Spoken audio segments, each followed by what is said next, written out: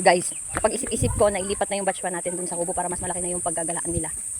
So yung 45 days na nasa loob ng kubo ay palalabasin na natin. Paliligawan na natin dito sa ating free range.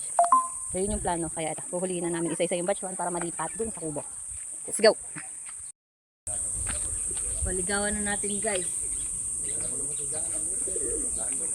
Ready? Ready guys? Chidun! You're free! Yeah! Ah! Eh, mamabuli mo na mga yan. Oh? Ano mo ako mag-tok-tok? So, ayan na sila guys. Oh, pinaligawan na natin. Ngayon, ililipat na rin itong mga batch 1 sa loob ng kubo para mas malaki na ang kanilang mga galaan. Sige!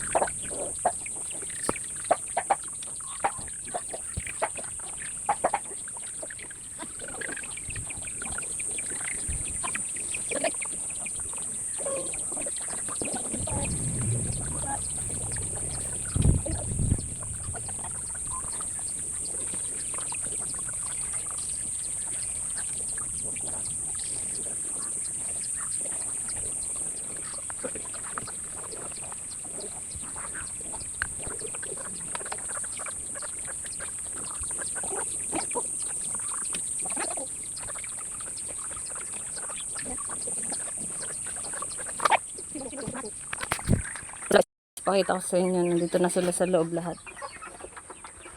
Yeah! Masaya na sila kasi malapad-lapad na yung kanilang paglalaruan. Wala, nagkay-kay na.